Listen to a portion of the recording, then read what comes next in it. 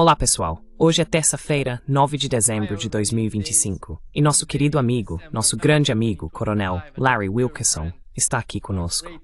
Bem-vindo de volta, Larry. Bom te ver, Nima. Por favor, inscreva-se e clique no botão de curtir para nos ajudar a alcançar mais pessoas. E Larry, deixe-me começar com o caso da Ucrânia.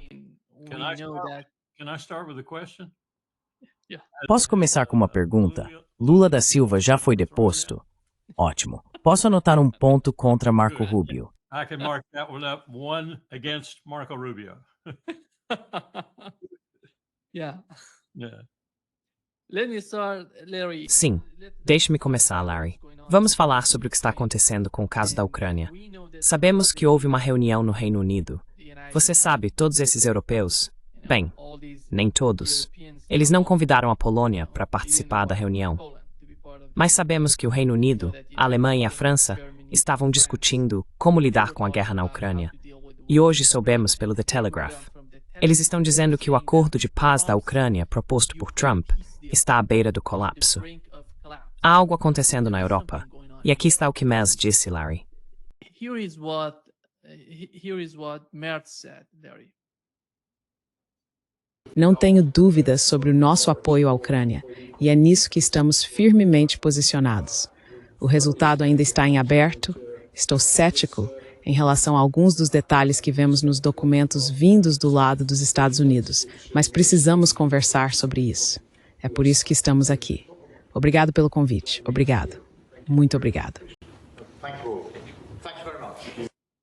Yeah, the reason that the Telegraph pointed out that A razão pela qual o The Telegraph apontou que está desmoronando é porque Zelensky não concorda em ceder território à Rússia. Como você vê a situação dos europeus junto com Zelensky?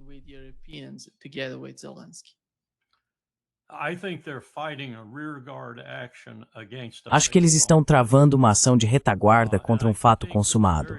E acho que o que estão fazendo é muito perigoso, porque vão acabar se colocando em uma posição ruim. And let me qualify that. Deixe-me esclarecer que estamos realmente falando aqui de Merz, Macron e Starmer, mas também de outros, como o secretário-geral, Mark Rutte. Eles vão se deixar sem terreno para recuar quando tudo desabar completamente. Agora, talvez isso acabe sendo algo positivo. Eu acharia que seria algo negativo, mas pode ser positivo, porque se essas pessoas saírem de cena ainda mais rapidamente do que eu imagino, ou seja, forem tiradas do cargo, formalmente removidas do cargo, digamos, antes ou logo depois do Natal, então isso não fará muita diferença, porque o povo terá se manifestado da maneira que puder, na Alemanha, na França, na Grã-Bretanha e em outros lugares também, como aconteceu na Holanda. Great Britain and elsewhere too, as Holland did. And they will have said, we don't want you guys anymore. E eles terão dito, nós não queremos mais vocês. São principalmente homens, algumas mulheres ali. Nós não queremos mais vocês. Vocês estão falando em gastar 5% do nosso dinheiro com guerra, com armamentos e defesa, o seu eufemismo para tudo isso. Nós não gostamos disso. Nós não gostamos. Nós gostamos dos sistemas sociais que temos. Gostamos do sistema de saúde, gostamos da educação, gostamos das boas estradas, gostamos de tudo que temos. Nós, dinamarqueses, somos eleitos o povo mais feliz do mundo todo ano, ou a cada 2 anos. Não queremos que isso mude. Então essas pessoas serão tiradas do poder. Mas elas podem, como um elefante moribundo que ainda consegue derrubar muita grama, causar danos antes de sair. Espero que seja mínimo. Espero que o dano seja apenas a elas mesmas, especialmente esses 3 personagens, Merz, Starmer e Macron, porque são líderes europeus péssimos, péssimos. Lousy European leaders. Aqui está literalmente o que Donald Trump disse sobre sua proposta de paz. Responsável pelo progresso estagnado ou o que está acontecendo lá? Well, he's got to read the proposal. He hadn't written. Bem, ele precisa ler a proposta. Ele ainda não a leu de verdade.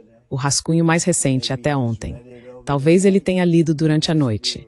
Seria bom se ele lesse. Sabe, muita gente está morrendo, então seria realmente bom se ele fizesse isso. O pessoal dele adorou a proposta. Eles realmente gostaram. Seus tenentes, suas principais pessoas, eles gostaram. Mas disseram que ele ainda não leu.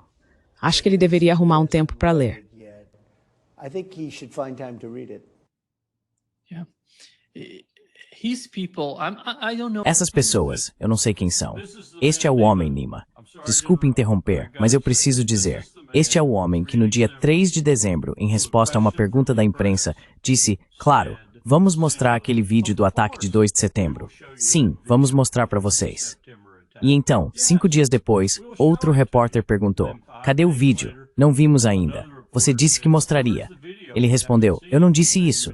Você está mentindo. Quem é ela? Então se virou para um de seus assessores e disse, tirem ela daqui. É o mesmo homem. Então o que significa qualquer coisa que ele diga em qualquer momento?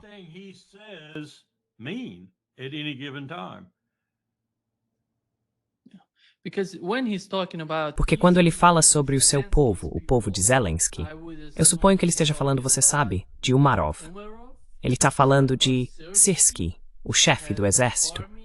Eu não vejo essas pessoas concordando com o que Don Frum está dizendo.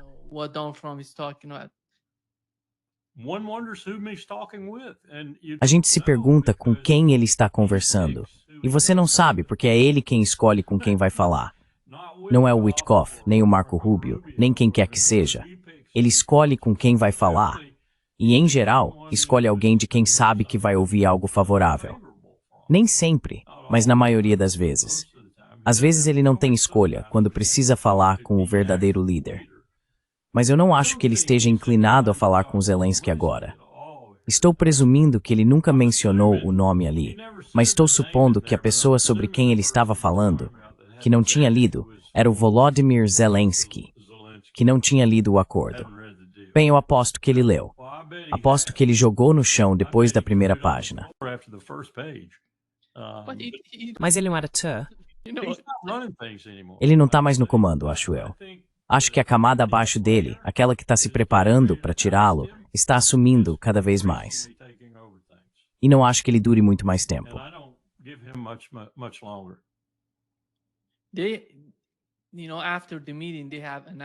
Sabe, depois da reunião, eles anunciaram, os europeus junto com Zelensky, que haviam elaborado uma contraproposta, apoiada pela Europa. E parece que vão enviá-la aos Estados Unidos hoje. O Telegraph noticiou isso. Presume-se que se Zelensky não vai aceitar a realidade territorial da Ucrânia, a parte oriental da Ucrânia, então não há mais acordo. E não parece que os europeus vão exercer qualquer pressão sobre Zelensky. Eu não sei como Donald Trump pode lidar com isso.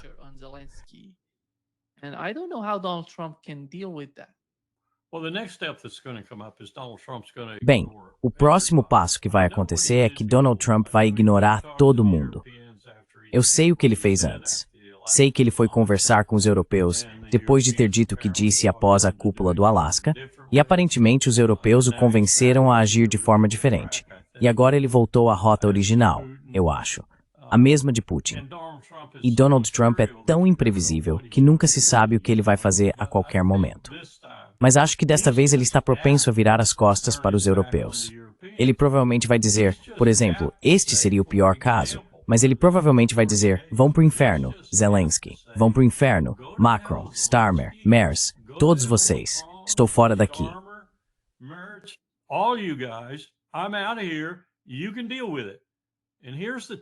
Você pode lidar com isso. E aqui está o ponto do que você está falando. Você está falando sobre dinheiro dos Estados Unidos para enviar armas à Europa, que não tem dinheiro para pagá-las, para enviar armas à Ucrânia, que não tem soldados para usá-las. Isso absurdo. E os europeus estão sendo teimosamente estúpidos. Agora, essa não é uma posição nova para os europeus assumirem, pelo menos não recentemente. Mas ele poderia simplesmente dizer, estou fora, acabou. Putin, faça o que tiver que fazer. Termine isso. O que os europeus vão fazer? Começar uma guerra com Putin. Ele já lhes disse o que isso significaria.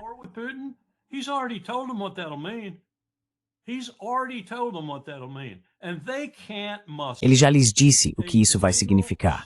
E eles não conseguem reunir um único solitário corpo de exército. Putin tem cerca de 7 ou 8 na linha de frente. Eles não conseguem reunir as defesas aéreas, não conseguem reunir os drones, não conseguem reunir nada do que Putin agora tem em abundância. Se começarem uma guerra com ele, serão destruídos. E adivinha, a OTAN não vai funcionar no sentido de os Estados Unidos entrarem, não com Donald Trump no comando. Então eles estão jogando algo muito perigoso, mãe. É um jogo desesperado que estão jogando. E é burro, é estúpido, perigoso. And it's dumb, it's stupid, dangerous. E algo sobre a divisão entre a Europa e os Estados Unidos em relação à Ucrânia foi de alguma forma abordado no novo documento. A estratégia de segurança nacional do governo Trump, Larry. Take that, Europe, take that. Toma essa, Europa. Toma essa. Só que não é bem o que parece. É preciso ler aquilo com muito cuidado. O que realmente diz é que vamos nos retrair para o nosso próprio hemisfério para podermos enfrentar a China de forma mais eficaz. China better. Eu não sei quem. Lembro que quando Olaf Scholz estava no poder na Alemanha, a gente pensava, quem é esse cara? Por que ele está agindo assim? E hoje com o Merz, está incrivelmente pior. Sabe, a Bloomberg noticiou que a Alemanha vai destinar um recorde de 52 bilhões para a compra de armas para a Ucrânia. Esses caras estão literalmente vendendo a Alemanha por causa do ódio que tem da Rússia. Você tem razão. E para quem eles vão entregar essas armas? You're right. And who are they going to give the weapons to? Ukraine is running out, if not almost. A Ucrânia está ficando sem, se não completamente sem, soldados a quem possam entregar as armas. Então, para quem eles vão entregá-las? Isso é uma loucura. Quero dizer, ok, Starmer, onde estão as legiões alemãs que você vai enviar para a Ucrânia? Deus me livre se você as tivesse e as enviasse. Ok, França, onde estão as legiões que você vai enviar para a Ucrânia? Deus me livre se você também as tivesse e as enviasse. Onde estão as legiões de alguém? Grã-Bretanha. Grã-Bretanha. A Grã-Bretanha nem consegue colocar sua marinha para navegar. Não tem marinheiros suficientes para tripular seus navios. Essas pessoas são fracas, falando como se tivessem os Estados Unidos total e completamente por trás delas. E tem uma notícia para elas. Os Estados Unidos também não são poderosos o bastante. Exceto em um aspecto, as armas nucleares. Except in one component, nuclear weapons. We are so far behind right now, Nima, and I just looked at the list. Estamos muito atrasados agora, Nima. E eu acabei de olhar a lista esta manhã, fornecendo aos nossos aliados signatários, nossos aliados de tratado, as armas que prometemos a eles, de Taiwan ao Japão, a quem quer que você queira mencionar. Estamos muito atrasados e também não estamos nos fornecendo essas armas. Essa é a primeira prioridade, ou pelo menos deveria ser. Quem é o gigante em tudo isso, no sentido imediato da Ucrânia? A Rússia é o gigante. Com tudo funcionando, todos os relógios no horário, uma economia sólida, uma boa base industrial de defesa. Todas essas mentiras que as pessoas neste país estão contando são mentiras perigosas, porque fazem as pessoas acreditarem que há uma situação diferente a enfrentar do que a real. Different situation you have to confront than the real situation. I think at least Trump is aware of. Acho que pelo menos o Trump está ciente de parte disso. E essa é uma das razões pelas quais ele quer sair dessa situação. Não menos importante, é claro, porque ele se lembra do que Sergei Lavrov, acho que foi ele, disse a Marco Rubio em Riyadh sobre a perda de 300 bilhões de dólares por ano, porque a Rússia e os Estados Unidos não têm uma relação econômica sólida. Ele quer restaurar isso. Ele vai passar por cima deles se for preciso. E vai pisar nos pés deles com chuteiras se for necessário, eu acho. E ele pisaria em Zelensky num piscar de olhos. And he'll step on Zelensky in a heartbeat. Considering the new document, NSS. Considerando o novo documento, a NSS, a Estratégia de Segurança Nacional, Larry, qual é o seu entendimento sobre a OTAN? O que é importante em termos das políticas na Ucrânia? Sabemos que Donald Trump está tentando, de alguma forma, transferir o fardo e colocá-lo sobre os ombros dos europeus. Mas afinal, considerando a OTAN e seu futuro, qual é a mensagem?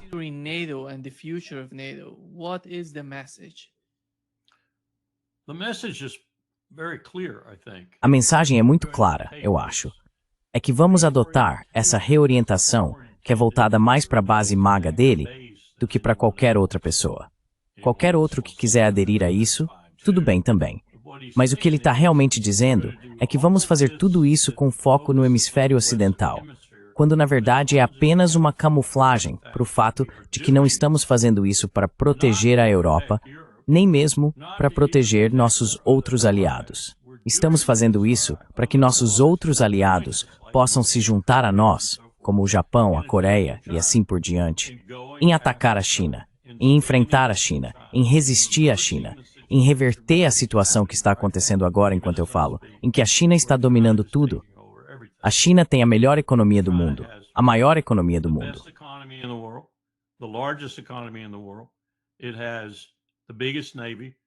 Ela tem a maior marinha, a maior força aérea, o maior exército em terra.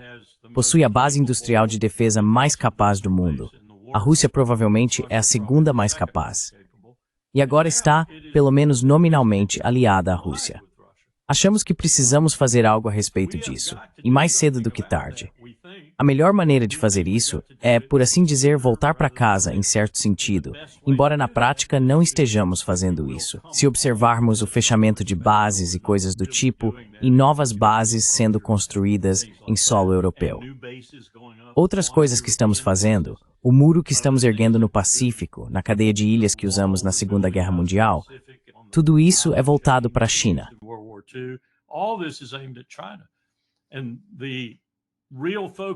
E o verdadeiro foco neste hemisfério, o nosso hemisfério, o seu e o meu hemisfério, o hemisfério ocidental, o verdadeiro foco na América do Sul e na América Latina em geral, mas especialmente na América do Sul, é porque Putin já mostrou, em 2024, que a doutrina Monroe é ineficaz. Quando ele enviou o almirante Gorshkov para Havana, junto com um submarino movido a energia nuclear, e agora o que ele está fazendo em relação à Venezuela é nos pagar na mesma moeda. Nós ameaçamos o exterior próximo dele. Agora ele está ameaçando o nosso exterior próximo. Ele já anulou a doutrina Monroe. Está anulando-a ainda mais agora com a Venezuela. Então estamos dizendo que precisamos voltar para casa a fim de expulsar a China antes de enfrentá-los em seu próprio território.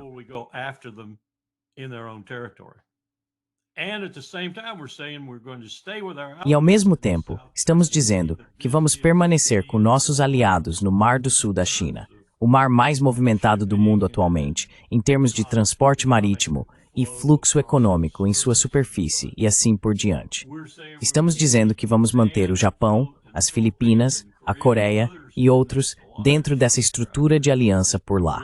E vamos continuar no Mar do Sul da China. Não dissemos nada sobre voltar para casa a partir do Mar do Sul da China. Trata-se de manter uma presença avançada para que, quando enfrentarmos a China, possamos fazê-lo a partir de uma posição de força e não de fraqueza. É disso que se trata essa estratégia. Está focada na China, com uma concentração disfarçada para o público interno no hemisfério ocidental. Não é nada disso. É a China. Tudo gira em torno da China.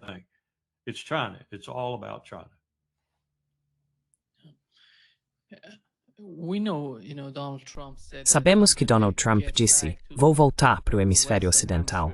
Ele estava falando sobre, de alguma forma, trazer os soldados de volta para casa, mas não parece que essa seja mais a política.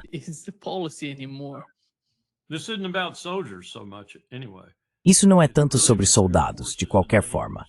É realmente sobre forças aéreas e marinhas, quando se fala da China. Não é muito sobre soldados. Meus fuzileiros me deram uma caneca quando concluímos a última turma, e em volta dela estava escrito Marine Corps War College. Na parte de cima dizia o tubarão e o tigre. O que aquela caneca significava era a metáfora que usávamos em nossos exercícios. O tubarão, os Estados Unidos da América, Marinha e Força Aérea. Não pode desembarcar, e não ousaria desembarcar na China. E o elefante, ou o urso, o que quiser usar para representar a China, não pode entrar no mar, porque nós já teríamos tratado da marinha e da força aérea deles, a ponto de o que restasse ser, basicamente, suas forças terrestres. Então, o que se faz depois disso?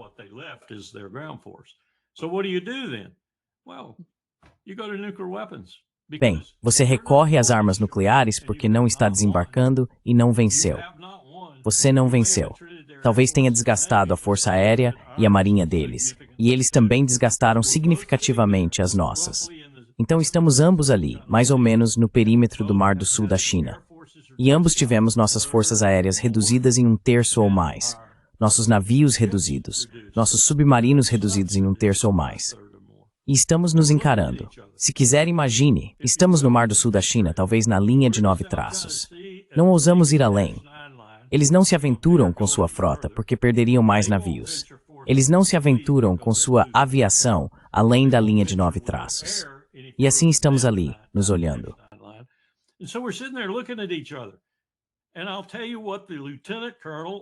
E vou te dizer o que o tenente-coronel ou coronel no jogo de guerra diz nesse momento. Precisamos usar armas nucleares. E os líderes civis no jogo de guerra dirão, não vamos por esse caminho. Pois bem, agora temos líderes civis que não tenho certeza se diriam isso. Então estamos falando de um conflito nuclear. É disso que estamos falando. E como já te disse antes, temos pessoas nos laboratórios, jovens, tecnicamente qualificadas ao máximo. Temos pessoas no Pentágono que agora estão falando, por exemplo, sobre um primeiro ataque, eliminar qualquer capacidade de retaliação, sobreviver depois e sair vitoriosos. Estamos falando da guerra nuclear como uma ferramenta da guerra moderna. E é isso que isso leva. É a isso que essa estratégia conduz.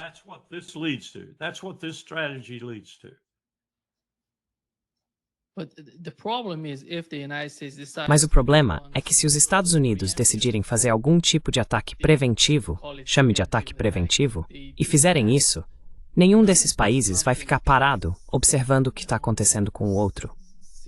Sabe, estou falando da Rússia e da China. Se atacarem a China, a Rússia não vai ficar calada sobre isso. Eles não vão ficar em silêncio sobre isso.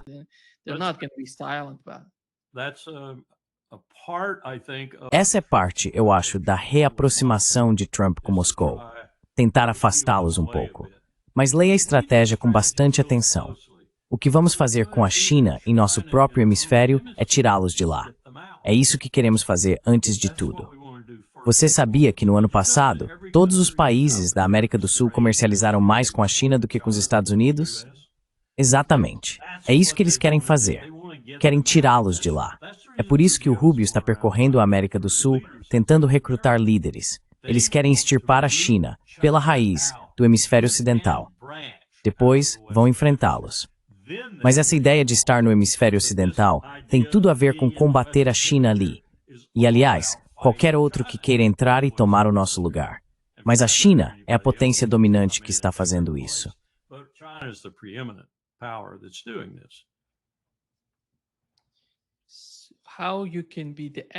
Como você pode ser o inimigo de todos esses países? Eu não entendo isso, Larry, porque tem que haver algum tipo de alternativa à política deles. Até agora não vi nada que pareça muito bem sucedido. Não está funcionando. Não está repercutindo aqui no Brasil.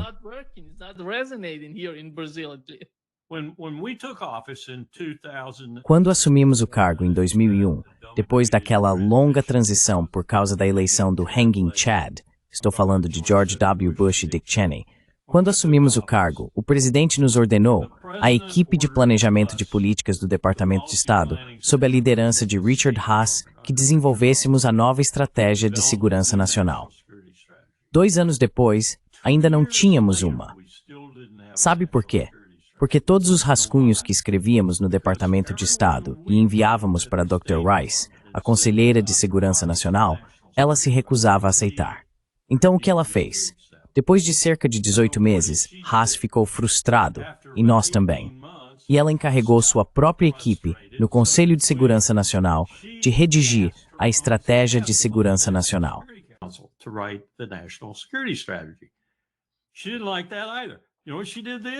Ela também não gostou disso. Sabe o que ela fez então? Terceirizou para um grupo civil. Quer apostar o que Trump e Hegseth fizeram? Pense no Projeto 25. Pense no Grupo Heritage. Pense em quem realmente escreveu aquela estratégia de segurança nacional. Provavelmente, é o meu palpite de qualquer forma. E pense no que eles vêm dizendo o tempo todo, no que vem fazendo tanto no âmbito doméstico quanto internacional. Você verá que eles concluíram, e com razão, que a ameaça número 1, não o narcoterrorismo, porque o narcoterrorismo não é uma ameaça, a ameaça aos Estados Unidos da América é a República Popular da China. Economicamente, militarmente, socialmente, culturalmente, você escolhe, Eles são a nossa ameaça. Culturally, you name it, they're our threat. Now, your point is well taken. Agora, seu ponto é válido. Mearsheimer e Walt não precisam estar certos. Os realistas não precisam estar certos. Não há nada escrito em pedra dizendo que eles estão certos. Aconteça o que acontecer. Não precisamos ter uma guerra. Essa armadilha da lucidez e toda essa conversa sobre poder ascendente e poder em declínio, que inevitavelmente lutarão, talvez tenha sido remotamente verdadeira em algum momento, mas com armas nucleares, não queremos que seja verdade. Então, sim, há uma maneira de evitar isso. E não é tentar desafiar a China toda vez que ela se move, em qualquer momento, em qualquer lugar. A maneira de fazer isso é acomodar. The way to do it is to accommodate. And I don't mean, people say, oh, well, that's E não quero dizer, as pessoas dizem, ah bem, foi isso que Neville Chamberlain fez com Hitler, e veja no que deu. Não estou falando desse tipo de acomodação. Estou falando em aceitar o fato de que o poder está diminuindo no Ocidente e se deslocando para o Oriente, e lidar com isso como os impérios fizeram ao longo da história quando precisaram. Você continua, ganha dinheiro, sua economia prospera. Você lida com o inimigo em potencial, ele lida com você. As coisas são resolvidas diplomaticamente, economicamente, financeiramente e assim por diante. Você não vai à guerra. Não há nada de predestinado em os seres humanos irem à guerra, exceto pura estupidez. E Deus sabe que há muita disso no mundo. And God knows there's plenty of that in the world.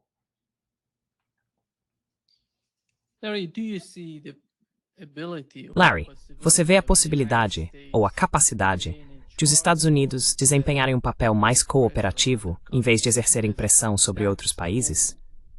Porque é assim que a China age. Eles procuram parceiros, alguém com quem trabalhar. Exatamente. Como isso está indo? Alguém está preocupado com esse tipo de atitude? Exercer pressão, por exemplo, aqui no Brasil, ao pressionar o Lula, o que eles vão conseguir? Eu não vejo nada de positivo saindo desse tipo de política. You're absolutely right. They treat it Você está absolutamente certo. Eles tratam isso como um jogo de soma zero. Se eles ganham, nós perdemos. Se nós ganhamos, eles perdem. Ninguém se senta e diz, vamos encontrar uma situação em que todos saiam ganhando. Na maioria das vezes isso é possível. Uma pessoa ganha, outra ganha um pouco, uma ganha muito, seja como for. Mas no fim das contas, boa diplomacia significa que ambos os lados acabam com um padrão de vida razoável e uma oportunidade justa de desenvolver seu próprio povo à sua maneira. Essa besteira sobre democracia liberal deveria ser jogada nas profundezas do fogo. Se a China quer governar seu país desse jeito, e a Rússia quer governar seu país desse jeito, e o Brasil quer governar seu país desse jeito, que seja. Quem somos nós para dizer como outros povos devem administrar seus estados? Vamos nos dar bem.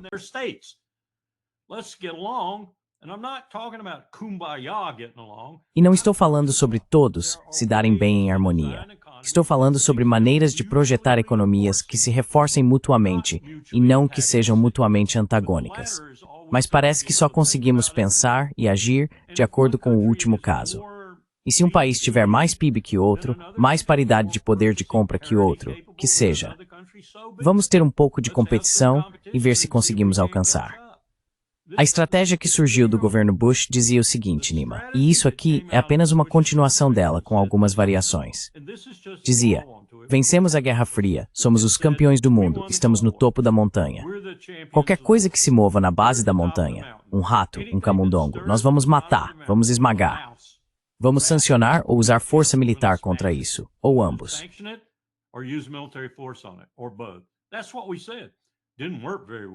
Foi isso que dissemos. Não funcionou muito bem.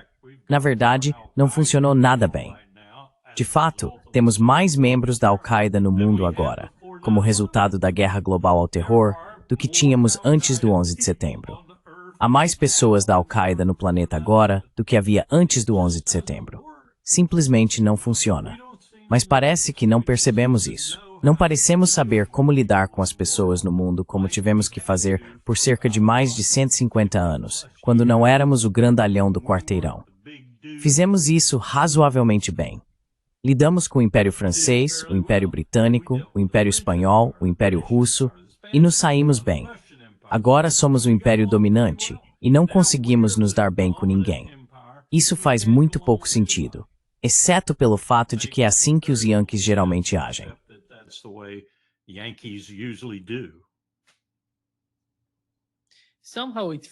Pero isso just storma. Para, eles não se importam. Kels, eles não me rebatem antes da América Latina. Olha o que eles estão fazendo. É realmente perigoso, Larry, na minha opinião.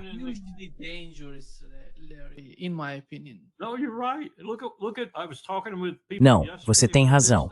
Eu estava conversando com algumas pessoas ontem sobre isso. Temos toda essa bagunça lá em Porto Rico. Temos uma bagunça na Jamaica. Temos uma bagunça em Cuba. Temos uma bagunça por causa daquela Melissa e de outros furacões que vieram antes dela. E o que estamos fazendo?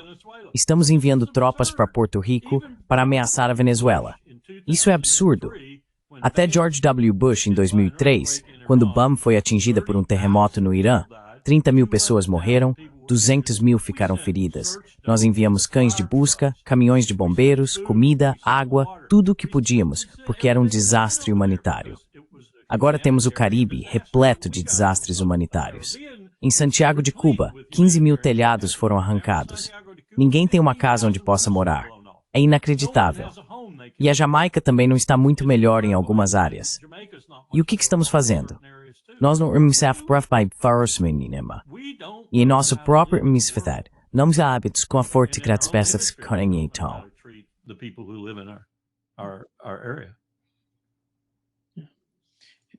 Aqui está o que Donald Trump disse sobre Maduro, Larry. Os dias estão contados e os Estados Unidos podem em breve atacar o território venezuelano.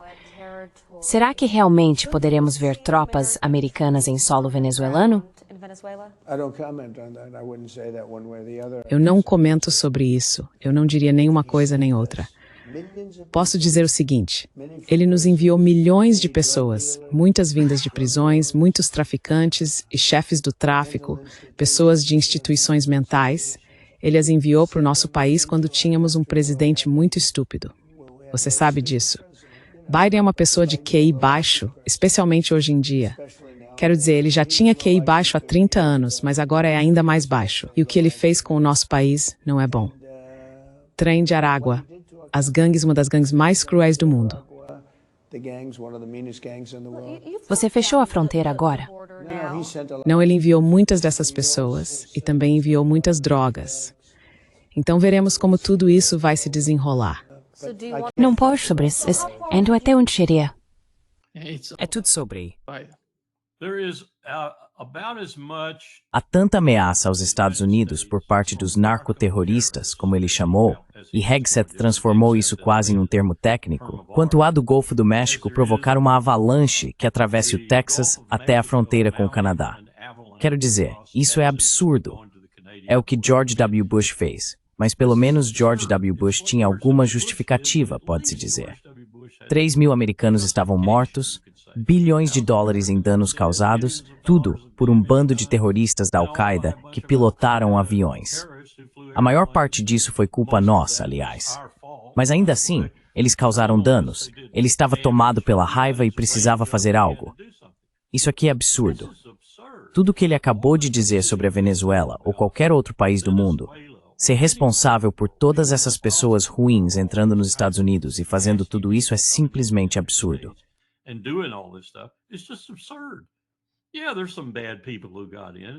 Sim, algumas pessoas más que entraram. MS-13, coisas assim, gangues.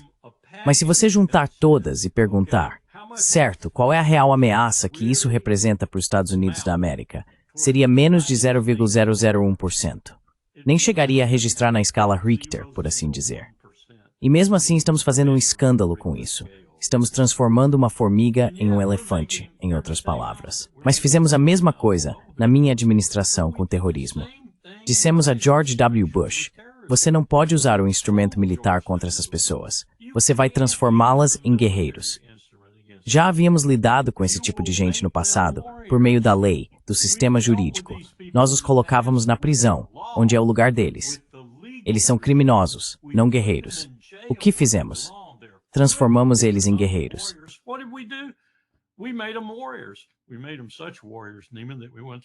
Nós os tornamos guerreiros tão poderosos, Nima, que fomos à Síria e nos aliamos a eles. Tentamos derrubar Assad usando eles, o ISIS, a Al-Qaeda e assim por diante. Então isso é simplesmente estúpido. É estupidez ao máximo pegar um instrumento militar e aplicá-lo contra algo amorfo e que não representa realmente uma ameaça significativa como estamos fazendo agora. Veja no que isso resultou. Violações massivas do direito internacional, violações da nossa própria Constituição, da nossa própria legislação interna, violações do Código Uniforme de Justiça Militar. E isso está levando a uma contaminação das nossas Forças Armadas, porque agora vemos tantas pessoas de alta patente indo junto com isso. Cada uma delas deveria se levantar e se posicionar agora. Cada uma delas. E não estão, assim como não fizeram em Quantico naquela reunião. Just like they didn't at Quantico at that meeting. They just stayed stonily silent. Eles simplesmente ficaram em completo silêncio. Bem, silêncio absoluto não é o que precisamos agora. O que precisamos são pessoas dizendo, isso é contra a lei, e eu não farei isso, mesmo que isso me custe meu posto e meu futuro nas Forças Armadas, se necessário. Mas eu não farei isso. Você vê muitos fazendo isso? Há um almirante, ao que parece, o almirante do Comando Sul que está saindo agora em dezembro. Em algum momento me disseram, em dezembro, e me disseram agora, com clareza, que o motivo de sua saída é por causa dessa confusão de matar pessoas em alto mar sem qualquer devido processo. Isso é morte por 1000 golpes. Estamos tecendo nosso próprio sudário, é isso que estamos fazendo. E Trump é o mestre tecelão. E isso é lamentável. É absolutamente lamentável, porque ele entrou e foi eleito para ser exatamente o oposto.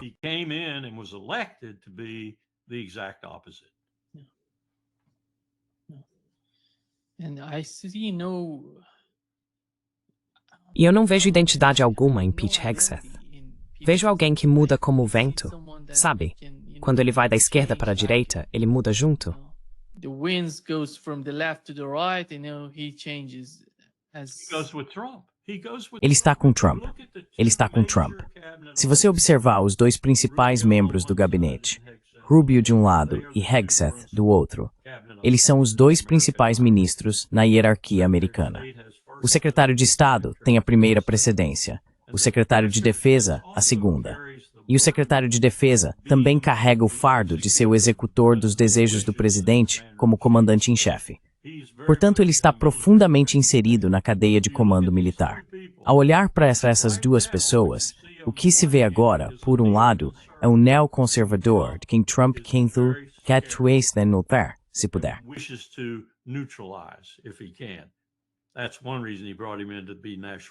Essa é uma das razões pelas quais ele o trouxe para ser o assessor de segurança nacional, para estar um pouco mais próximo.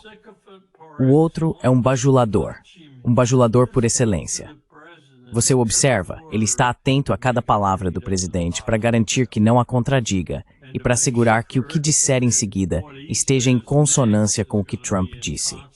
Isso é difícil com Trump, e está ficando mais difícil, porque ele tende a mudar de ideia de um minuto para o outro, como mostraram as entrevistas de 3 e 8 de dezembro. Eu não disse isso. Você está mentindo. Tirem ela daqui. Ela não é uma boa repórter.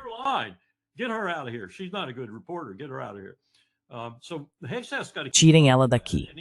Então, Hegseth tem que acompanhar isso, e ele não tem muita capacidade mental para ajudá-la a fazer isso. Então, o que temos essencialmente hoje, Nima, é talvez, na melhor das hipóteses, um capitão, ou melhor ainda, um segundo-tenente, comandando o maior estabelecimento militar, em termos de dinheiro, da face da Terra. Você sabe, eles estão mirando em $1 trilhão agora. $1 trilhão que eles querem conseguir para esse estabelecimento. O Congresso até aumentou o que o governo Trump havia pedido. Acrescentaram alguns bilhões a mais também. A NRA tem mais de 3.000 páginas.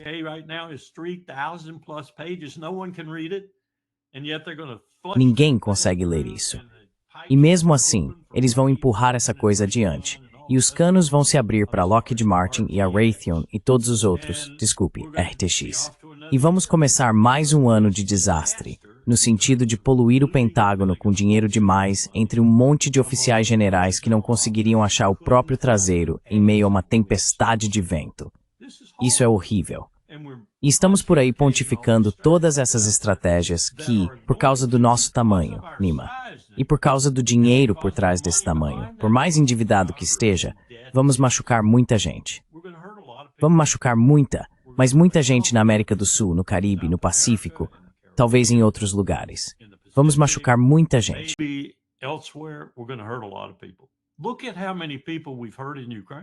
Olhe para quantas pessoas nós ferimos na Ucrânia. Isso não precisava ter acontecido na Ucrânia. E eu não culpo o Putin. Eu não culpo o Putin. Ele teve uma paciência que nem Jó teve. Ele aguentou por anos, enquanto nós fazíamos. E então, quando ele viu, depois de 2014, que estávamos usando aquelas desculpas novamente para rearmar, retreinar e armar a Ucrânia, ele desistiu e iniciou essa operação militar especial, que ele está descrevendo agora, perfeitamente corretamente, como não sendo uma guerra. Você sabe, é claro que não dá para dizer isso às pessoas que estão morrendo. Mas não é uma guerra no sentido clausewitziano. É uma pequena operação para garantir que sua vizinhança próxima não seja ameaçada pelos Estados Unidos da América e, secundariamente, pela OTAN. É só isso que ele está fazendo.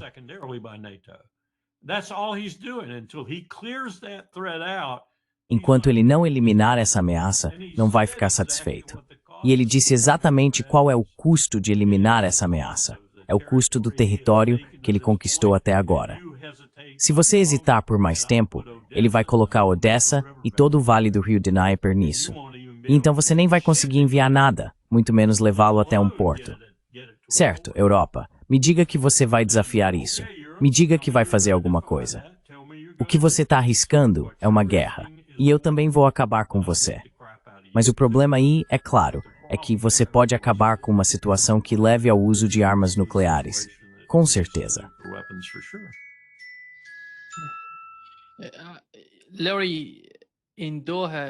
Larry, em Doha houve uma cúpula sobre a situação no Oriente Médio e havia um analista europeu lá. Não sei se você viu o painel em que Trita Parsi estava conversando com... Eu vi uma parte, sim.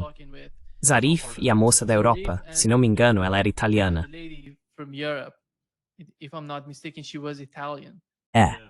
Mas só Shua. Não consigo me lembrar do nome dela, mas acho que você tem razão.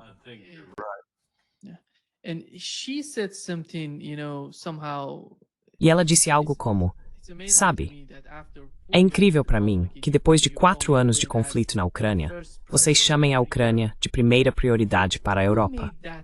Quem tomou essa decisão? Por que a Ucrânia é a primeira prioridade? É realmente tão vital para o futuro da Europa. Eles não fazem parte da UE, não fazem parte da OTAN. A Ucrânia fazia parte da Rússia, historicamente fazia parte da Rússia. Está se tornando o maior problema da Europa neste momento. Quem está decidindo isso?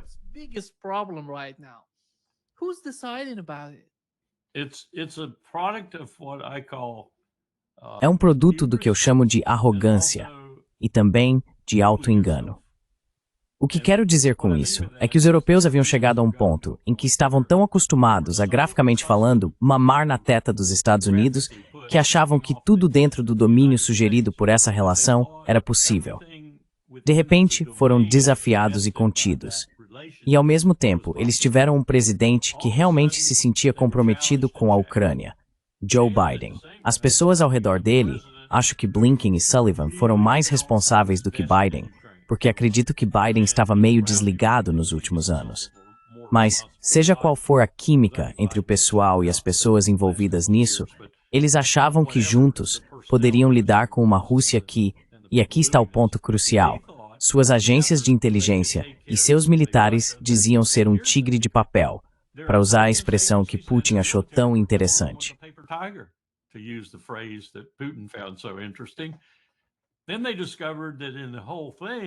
Então eles descobriram que, no fim das contas, o tigre de papel era a OTAN. Então tiveram que se apoiar novamente nos Estados Unidos. Esse apoio ajudou por um tempo, mas de repente veio Trump e veio o afastamento da Ucrânia.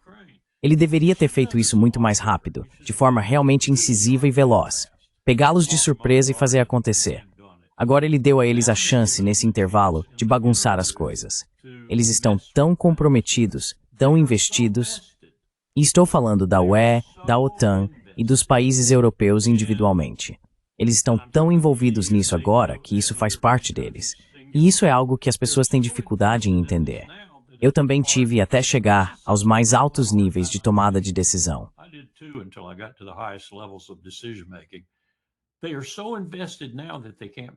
Eles estão tão comprometidos agora que não podem recuar. Eles não podem recuar.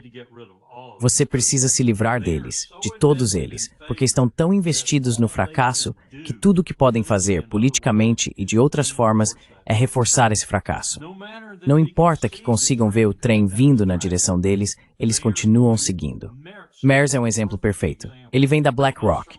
Ele está pensando no futuro. O futuro visto pela lente da BlackRock. E esse futuro, como ele o imaginava para a Alemanha, provavelmente era elevá-la bastante em relação a onde está agora.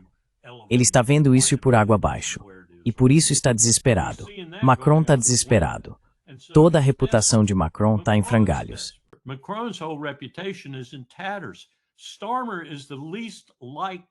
Starmer é o primeiro-ministro menos popular da história da Grã-Bretanha, na minha opinião. E as estatísticas basicamente mostram isso. Então todos eles estão investidos em um fracasso enorme. Tudo o que sabem fazer é insistir e insistir ainda mais. É só isso que sabem. É como segurar um grande tubarão branco que a qualquer momento pode parar de nadar, virar e te devorar. Você não sabe como soltar. Você não pode soltar. Ele é o seu tubarão. Você o criou. Você o construiu. Você o financiou. Você o elegeu. Você fez o que fosse preciso para colocá-lo nesse oceano, te arrastando junto. Você não pode deixá-lo ir. Então é preciso começar do zero. Eles precisam mandar todos esses caras embora e recomeçar na Europa. Meu medo é que comecem nos anos 1930, em vez dos anos 1970 ou 80, por exemplo.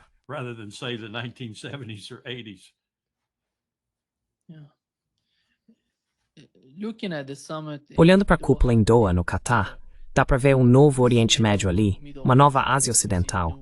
As conversas que tiveram, o tom em relação a Israel, até nós tivemos, sabe, eu espero.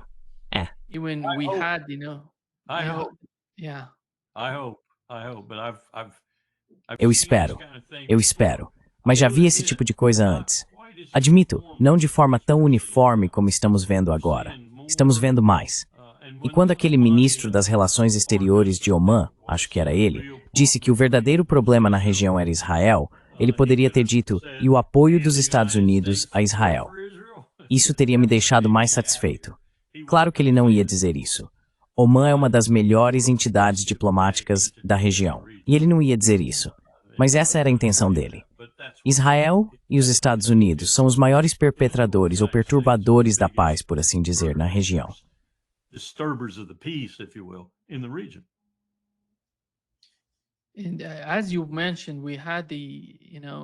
E como você mencionou, tivemos o ex-chefe da inteligência saudita, Turki al-Faisal, dizendo que esse cara sempre foi o pior quando se tratava do Irã. Ele nunca falou positivamente sobre o Irã. Agora ele está dizendo que o inimigo é Israel, não o Irã.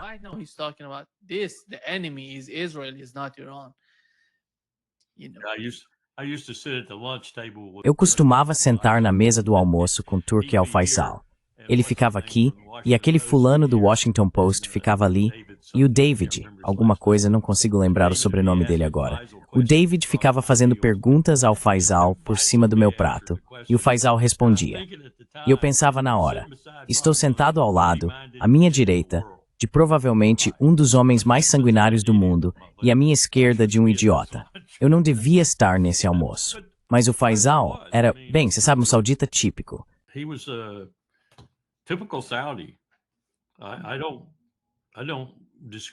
Eu não descreveria o príncipe Bandar de forma muito diferente disso, não.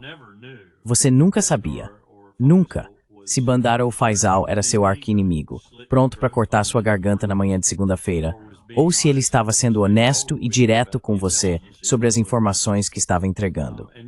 E você está dizendo que ele mudou agora, que é a favor de algum tipo de reaproximação com o Irã. Mas eu seria muito, muito cauteloso ao lidar com ele, assim como seria com qualquer saudita. E isso não é tanto um estereótipo quanto é, bem, um estereótipo. Eu seria muito cauteloso ao lidar com qualquer saudita, especialmente com os membros da realeza.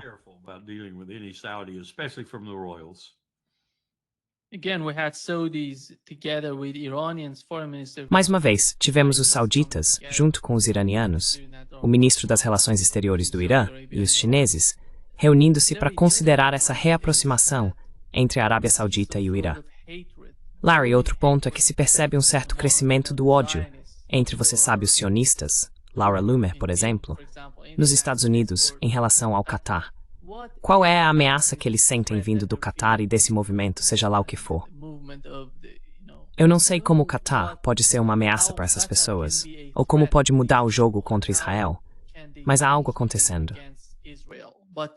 Well, There is something going on. there's a genuine angst, and it was there much earlier. Há uma angústia genuína, e ela existia muito antes de Trump em relação ao Catar, porque eles desempenham um papel duplo e às vezes triplo ou até quádruplo. No momento, eles estão do lado de Israel, por assim dizer, e no seguinte estão mantendo conversas secretas com o Hamas. Depois, no momento seguinte, estão do lado do Hamas e mantendo conversas secretas com Israel. E então, no momento seguinte, estão contra ambos, provocando situações de modo que os dois acabam perdendo de alguma forma. Então veja, estou estereotipando os árabes. Estou estereotipando os árabes. Se você leu bastante sobre a situação da Primeira ou da Segunda Guerra Mundial naquela região, os britânicos e outros muitas vezes eram seus próprios piores inimigos. Mas ainda assim, é um dos grupos mais dúplices com os quais se pode lidar. It is one of the most duplicitous groups that you can deal with. And so there's reason to have some E, portanto, há motivo para certa angústia por parte dos Estados Unidos e de alguns de seus diplomatas, soldados, fuzileiros navais e outros, em relação ao Catar e a todos aqueles países. Arábia Saudita, Catar, Kuwait, Emirados Árabes Unidos, Pequena Esparta, Bahrein, onde nossa quinta frota está agora. É impressionante para mim que tenhamos nos integrado tão completamente a esse ambiente, quando por anos, nos primeiros anos do meu serviço militar, mantínhamos distância. Não havia chance de nos aproximarmos muito de nenhum daqueles povos. Agora, os sauditas meio que se infiltraram com seu dinheiro e todas as armas que estavam comprando e tudo mais. Observamos isso com certa preocupação e conversávamos sobre os oficiais militares que haviam servido mais de uma vez na Arábia Saudita.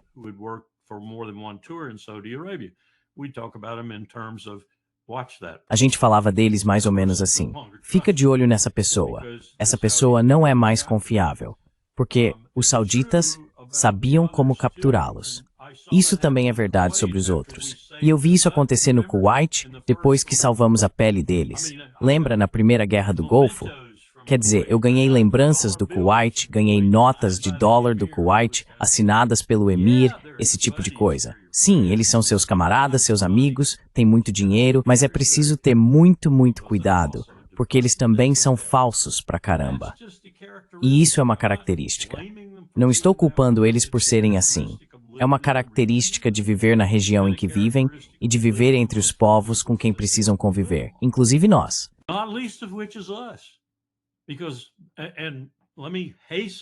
E deixe-me apressar em acrescentar: o Império Britânico. O Império Britânico estragou tanto aquela região que não tenho certeza se ela algum dia vai se recuperar, mesmo neste século.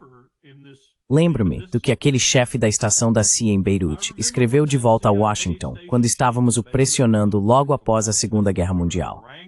Estávamos em cima dele por não vigiar os soviéticos de perto o suficiente e também dizendo que talvez devesse observar melhor os libaneses e os sauditas. E ele se recostou e disse: "O que diabos vocês estão tentando me dizer? O inimigo aqui é a Grã-Bretanha, tentando restabelecer o império deles." Quero dizer, ele estava sendo sincero. Era verdade. E aliás, acho que já te contei, cerca de uma semana depois, ele estava em um avião, acho que um C-47, voando em algum lugar na África. E o avião caiu e o matou.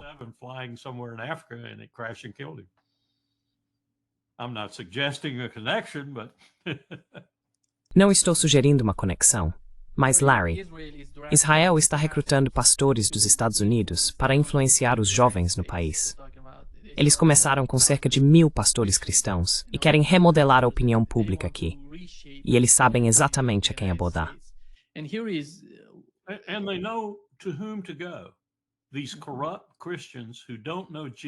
Esses cristãos corruptos que não conhecem Jesus Cristo, nem do meu pé esquerdo, são esses que eles atacam. Eles não vão atrás dos verdadeiros cristãos. Os verdadeiros cristãos não querem ter nada a ver com eles. Eles vão atrás dos cristãos nacionalistas, pessoas como o grupo de John Hagee, Cristãos Unidos por Israel. Eles atacam os cristãos que não são realmente cristãos. Há pessoas como, por exemplo, agora, Tucker Carlson, que reclama todos os dias. Eles não são verdadeiros cristãos. E são aliados perfeitos, perfeitos para os sionistas.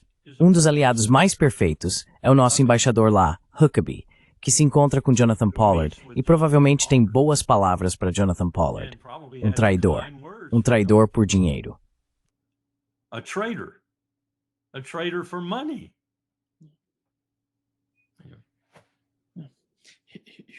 Aqui está o relatório sobre isso, Larry. Sobre o... Nosso momento. A questão é se estaremos à altura da ocasião. E posso dizer, depois de sair desta sala, há poucos minutos, que estaremos à altura da ocasião. Não deixaremos que este mal vença desta vez. Os líderes israelenses estão incentivando os pastores a serem ousados e a esperarem gratidão pelo seu apoio. Levante-se e faça-se contar. Diga a verdade. Fale com os jovens. Era voz e contar-se contar com você e sei que fará o que perseverarei. É isso que o nosso destino exige. Esta não é apenas a luta de Israel, é uma luta pela civilização. Estamos enfrentando um conflito civilizacional muito parecido com o que vimos nos anos 30 entre o nazismo e o mundo livre. Hoje esse nazismo é o islamismo em coordenação com o comunismo, cuja expressão moderna é chamada de woke. Mas é a mesma coisa. Nos bastidores, Shira Mills, do Museu Amigos SS Joseph Tanara Kopidale. Se som kommerfireit. Jag minita och inte se, men kan ni ta det é milagros. E na visão daqui para frente é recrutar mais 10 mil pastores nos próximos 36 meses.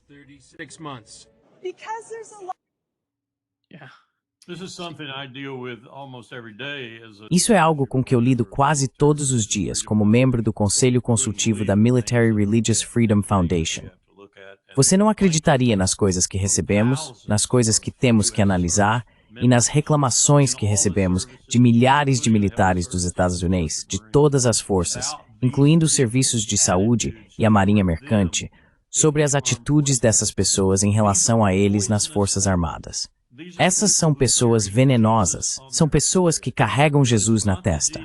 Mas não é o Jesus da cruz ou do Sermão da Montanha, é o Jesus que eles fabricaram a partir do Antigo Testamento, como Ted Cruz com Tucker Carlson. Para eles, Jesus é um guerreiro com uma espada flamejante ou um AR-15, e ele quer matar todas as pessoas que ela acabou de descrever como os inimigos do mundo.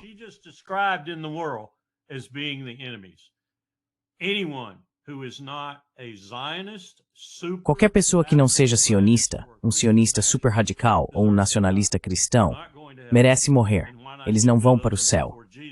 E por que não se livrar deles antes que Jesus tenha que vir à terra e se livrar deles? Essa é a atitude deles. E nós temos Nima, muitos deles nesse país agora.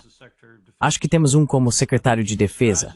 Acho que ele disfarça bem esse aspecto de sua personalidade enquanto é secretário de defesa, mas acredito que ele seja uma dessas pessoas. Penso que se fosse da vontade dele, e se tivesse o direito de fazê-lo, ele tornaria o cristianismo a religião nacional e atribuiria às Forças Armadas a missão de proteger essa religião.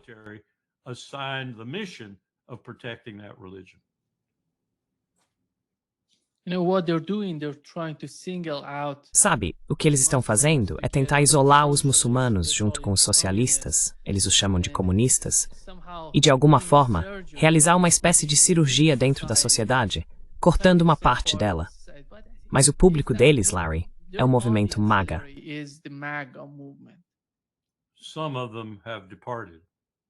Alguns deles já partiram, graças a Deus, e acho que mais ainda vão partir. Se você assistiu a alguns daqueles vídeos do Charlie Kirk, na verdade, para seu crédito, respondendo a perguntas genuínas de seu público e lidando com essas perguntas, às vezes ficando bastante constrangido quando não conseguia convencer a pessoa de que sua resposta era melhor do que a pergunta dela. Bem, havia pessoas dizendo a ele que ele estava nu. Havia jovens dizendo que a associação com Israel era venenosa aos Estados Unidos.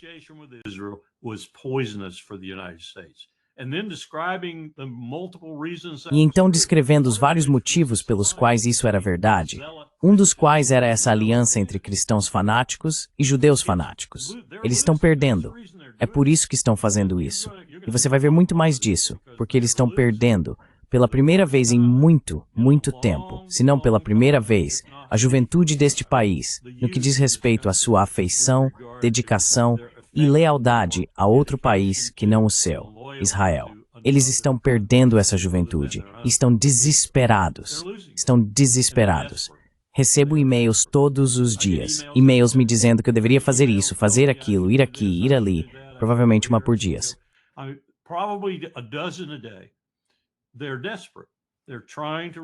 Eles estão desesperados, estão tentando recrutar, estão tentando estancar o ferimento, estão enfiando a mão no buraco do dique. Mas acho que o fluxo de água, por aquele buraco e por outros, está ficando forte demais para que consigam detê-lo. Espero que seja esse o caso, de qualquer forma, porque isso é muito perigoso para nós. Como estamos vendo com essa reunião entre Huckabee e Pollard, isso é inconcebível. Ele deveria ter sido chamado de volta. Deveria ter sido retirado de Israel. Não deveria mais ser embaixador. Eu discuti muito com Trump sobre isso. Lutei muito com ele por causa disso. Foi um erro enorme deixar isso continuar e não tomar uma atitude.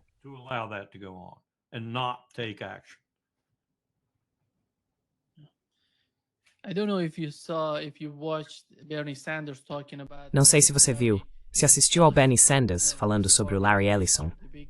Sabe, ele faz parte do grande panorama do que está acontecendo com os sionistas nos Estados Unidos. Veja o que ele disse.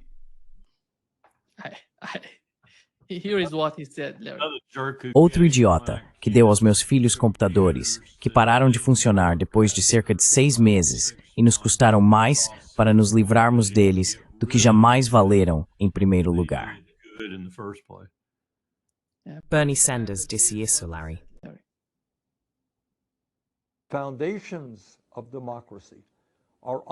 Os alicerces da democracia estão sob ataque aqui nos Estados Unidos e em todo o mundo.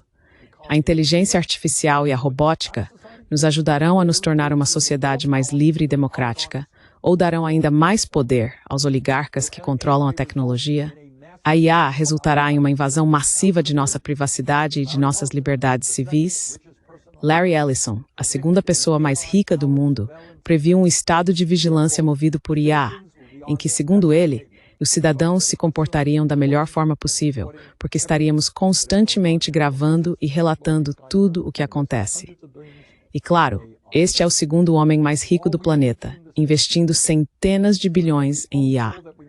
Estamos chegando ao ponto em que cada ligação que fazemos, cada e-mail e mensagem que enviamos, cada pesquisa que fazemos na internet estará disponível para os donos da IA. E se for esse o caso, como sustentar uma democracia nessas condições? Como proteger nossa privacidade? Sim, todas perguntas muito boas, muito atuais, muito importantes, que sugerem com razão o perigo em que estamos. Sim.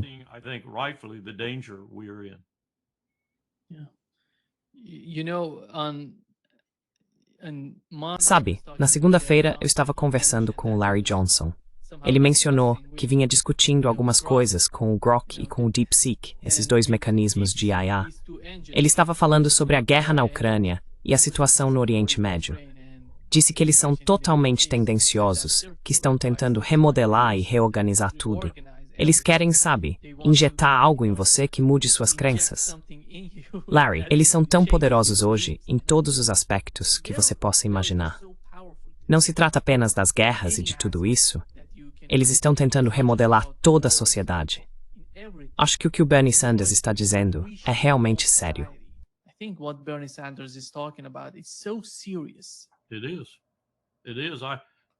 É sim. É sim. Eu volto à ficção científica, que acho que já te mencionei antes. Acho que os escritores de ficção científica, de modo geral como gênero, são na verdade melhores do que os historiadores, especialmente quando se trata de prever o futuro. Se você olhar para algumas das obras de ficção científica que foram escritas, que imaginam esse tipo de futuro, seja Blade Runner, ou qual era aquele com Keanu Reeves, Matrix, se você olhar para elas, acho que está vendo futuros possíveis. Esses caras, como Larry Ellison e outros, estão projetando isso para nós. E foi exatamente sobre isso que o Bernie estava alertando. Acho que é um alerta muito válido. Esses filmes que assistimos e meio que rimos, talvez nos divertimos com toda aquela coisa de ficção científica, armas que matam todo mundo à vista e tudo mais.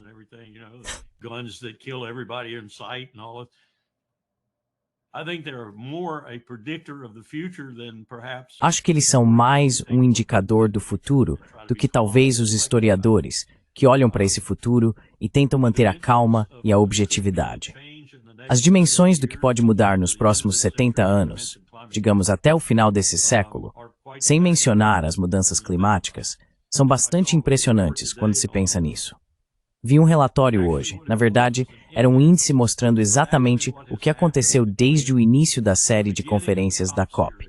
As reuniões globais sobre o clima, até hoje, e onde estamos em termos de provavelmente 83 a 84% dos climatologistas e outros cientistas preocupados com o assunto, onde estamos na escala deles de perigo iminente.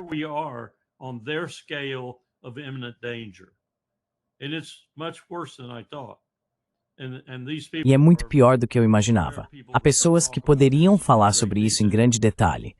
Tudo isso está meio que englobado em um índice que nos mostra que não temos muito tempo restante. Realmente não temos. E vai ficar muito ruim. Vai ficar tão ruim que teremos dificuldade em viver neste planeta. Aí você adiciona isso à equação e pergunta, certo, como esses bilionários, como Ellison, Musk, Thiel e outros, vão lidar com isso? Porque alguns desses caras ainda terão suas fortunas à medida que envelhecem, tentando estender suas vidas ainda mais durante esse período.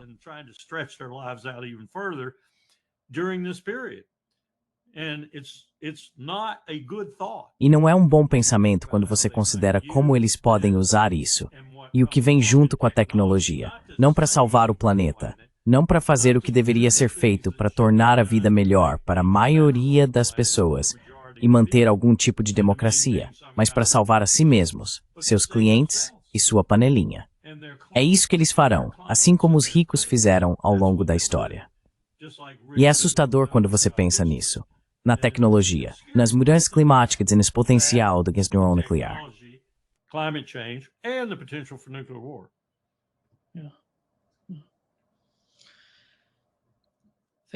O marahadu Barry Swords de Stein a nid yn persist. Great pleasure. Meio sombrio. Mas, bem, não vou dizer você e eu, mas certamente não estarei aqui para ver muito disso. Meus netos estarão. E minha neta, que tem um emprego agora, ganhando bem logo depois da faculdade, me disse outro dia que está preocupada em perder o emprego porque a IA está assumindo quase todos os aspectos dele. Então aí tá. Bem ali, na minha própria família. Já os atingiu. E eu não posso afirmar que a IA, pelo menos ainda, produza um resultado melhor, mas ela faz mais rápido e mais barato, sabe, do que os humanos envolvidos. Então, não sei. Vai ser um futuro muito empolgante de muitas maneiras. Em desafio. Se for de Warcina. Sim, sim, obrigado, Larry. Queen, Te vejo na sexta-feira. te vejo na sexta, Talvez a gente possa falar sobre algo legal na sexta. Claro, tem alguma coisa boa? Se cuida. Cuide-se.